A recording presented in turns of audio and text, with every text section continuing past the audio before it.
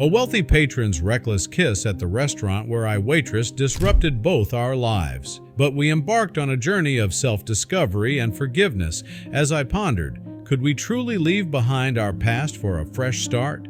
But before we start, smash the like button and make sure to subscribe if you haven't, and hit that notification bell so that you won't miss any new stories. The heart of downtown pulsed with life as the Starlight Bistro teemed with the vibrant energy of a typical Friday late afternoon. Amidst the clinking of glasses and the soft undertones of jazz, I wove through tables with practiced ease, a tray of drinks balanced in my hand. Then there was that corner table, a boisterous group of pretentiously dressed young men, their laughter louder than the rest, cutting through the hum of conversations and music. Among them, Andy stood out with his boyish good looks and youthful exuberance, clearly the life of their party. "I dare you to do something.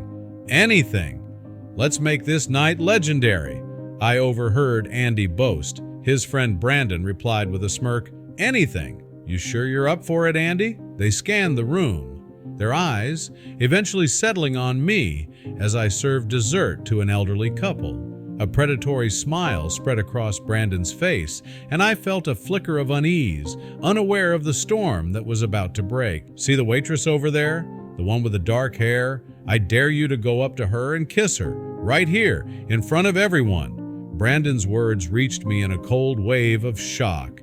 My mind barely had time to process the audacity of their conversation before Andy approached. I didn't see him coming. One moment I was clearing a table, and the next I was spun around and pulled into a kiss. The world went silent for a heartbeat, then erupted into chaos. My immediate reaction was a feeling of violation. I shoved the man away, my hand acting on instinct, connecting with his cheek in a sharp slap. "What do you think you're doing?" I demanded, my voice a tempest of anger and disbelief. Andy stumbled back, his facade of bravado crumbling as he muttered apologies, his eyes wide with a dawning realization of the seriousness of his actions. Before I could gather my thoughts, Mr. Walters, our manager, was upon us, his face stormy with disapproval. "What's going on here? This man just kissed me without my consent, and I slapped him because of it." "She slapped me, right in front of everyone. I was just joking around," Andy interjected, rubbing his reddened cheek, his attempt to downplay the incident falling flat. Mr. Walters turned to me, his decision swift and unjust. "Tricia, we can't have our staff reacting violently, no matter the provocation." "But it wasn't my fault," I protested, my plea for understanding drowned out by his unwavering stance. "I don't want to hear it. Gather your things. You're done here," he decreed, sealing my fate with a dismissive wave of his hand. The walk to the locker room was a blur, each step fueled by a tumult of emotions, humiliation, anger, disbelief. As I collected my belongings, the unfairness of the situation settled on me like a heavy cloak. I was jobless, humiliated, all because of a thoughtless prank. Andy's apologies, his friend's silence. Nothing could undo the moment or its consequences. As I stuffed my personal items into my bag, trying to contain the anger within me, a commotion erupted from the very table that had been the source of my downfall. Despite everything, my instincts as a waitress, the inherent need to help, propelled me towards the chaos. Andy was the center of attention once again, but this time his face was a mask of genuine distress, his hands clawing at his throat. He was choking. The laughter and conversation had been replaced by a rising tide of panic among his friends and the surrounding patrons. Without a second thought, I dropped my bag and rushed to his side. Adrenaline lent me clarity as I positioned myself behind him, wrapped my arms around his waist, and performed the Heimlich maneuver with the precision and calmness that emergency training had drilled into me. After a tense moment, a piece of food dislodged from his throat, propelling across the table to land with a soft plop. The bistro erupted into a chorus of relieved applause as Andy gasped for air, his eyes locking with mine, filled with gratitude. "You saved my life. I owe you. Anything you want, I'll grant it. Consider it a form of restitution." "3 wishes," I said, my voice steady. "That's what I want." Andy nodded seriously. "3 wishes then. Anything. And if I'm able, I'll make them come true." My first wish was impulsive, driven by a desire for justice and perhaps a bit of vengeance. "I want you to buy this restaurant and make me the manager. The table went silent. Andy's friends exchanged looks of disbelief, but Andy merely nodded. Done! What's the second? My heart raced as I formulated my next wish, a plan forming in my mind. For 1 month, you will work here as a waiter, under my management. You'll experience what it's like, really see things from the other side of the table. As for my third wish, I'll save that for later, for a moment when it will matter the most. Andy's agreement was immediate, his nod accompanied by a solemn vow. It's a deal. With my wishes spoken into existence, the path forward seemed fraught with potential complications and unforeseen consequences, but also, unexpectedly, a glimmer of hope. The transformation of the Starlight Bistro began mere days after Andy's promise. True to his word, the paperwork was expedited with a swiftness that only wealth and determination could achieve, placing me in the unprecedented role of manager. My first act was to enforce Andy's integration into the staff as a waiter, a decision that sparked curiosity and speculation among the employees. Andy's first day was an event in itself.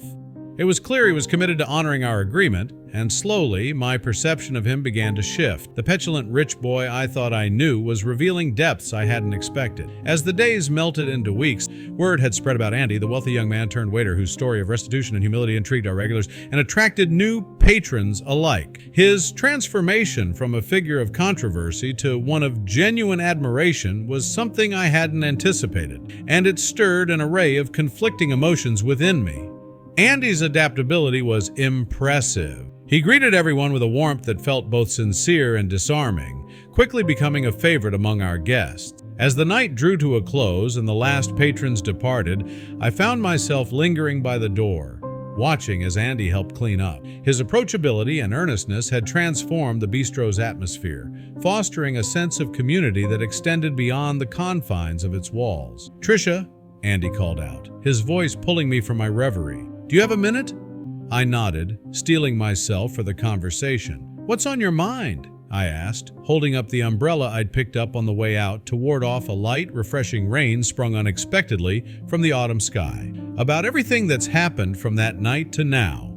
I realize I've learned more here in these few weeks than I ever did in any classroom or boardroom." I listened, intrigued by his introspection. "It's not just about being a waiter or managing a restaurant," he continued. "It's about understanding people, about humility and hard work. I wanted to thank you, Trisha, for this opportunity, for the lessons. I'm not the same person I was, and a lot of that is because of you. I want to continue working here, not as a condition of our deal, but because I genuinely enjoy it, and I want to help grow this place alongside you if you'll have me. Together, I think we can build this into a very successful business." "Andy, that's a big decision. Are you sure?" I asked, trying to gauge his certainty. As I considered his request, I realized the potential for a future I hadn't dared to envision.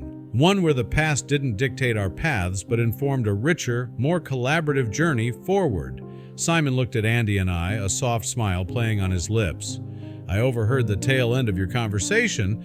It's heartening, really, to see such positive change come from, well, less than ideal circumstances." He glanced briefly over the now spotless kitchen that had borne witness to Lauren's outburst. "And it reminds me," he continued, "Trisha, you still have one wish left. Have you given any thought to what it might be?" Andy looked at me, curiosity and something deeper reflecting in his eyes. I felt a flutter of excitement at the mention of the wish, a remnant of our initial agreement that now seemed worlds away from where we stood. I took a deep breath, the events of the past weeks swirling in my mind, the challenges, the growth, and the unexpected bonds that had formed.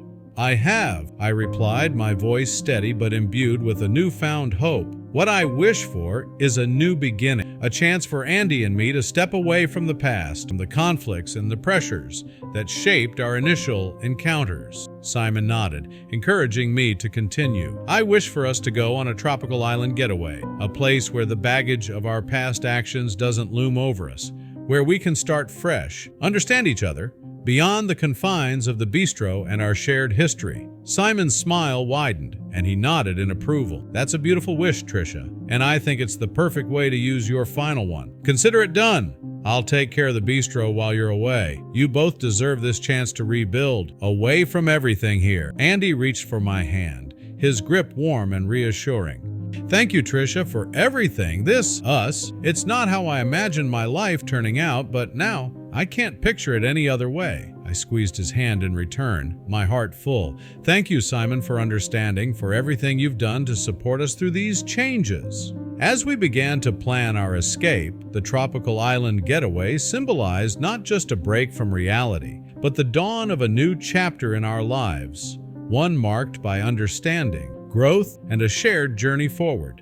Andy let out a breath he didn't know he was holding, and I felt a surge of pride for what we had accomplished together. Simon clapped both of us on the back, his eyes bright with pride. This, my friends, is just the beginning, Simon said, his voice steady with emotion. You've turned what could have been a disaster into a triumph. Now go enjoy your getaway. You've earned it. The tropical island was a paradise that seemed to exist outside of time itself, with sun-kissed beaches and tranquil turquoise waters that whispered of new beginnings. It was here, amidst the serene beauty of nature, that Andy and I found ourselves stepping into a future we had dared to envision together. One evening, as we walked along the shoreline, the setting sun painting the sky and HAS have shown me what's truly important. Not the expectations placed on us by others, but the happiness we find in each other. I looked into his eyes, seeing the reflection of my own hopes and dreams. Andy, I never imagined that what started as a wish for revenge would lead me here to you, but I can't imagine a future without you in it. Andy smiled, his eyes alight with emotion, which is why I've made a decision.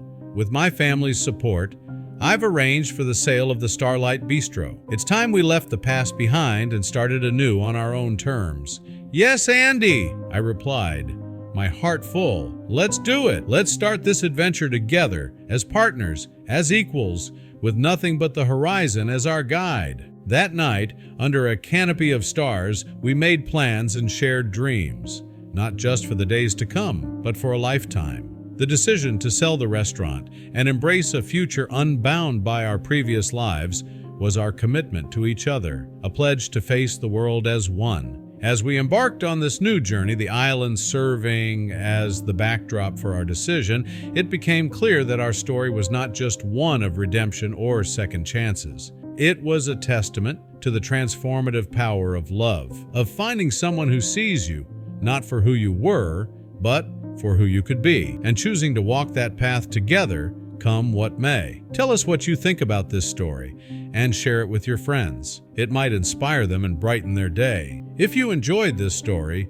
you might like this one about a rich dad who was ashamed of his waiter son until one day he surprised him with his dedication to his work.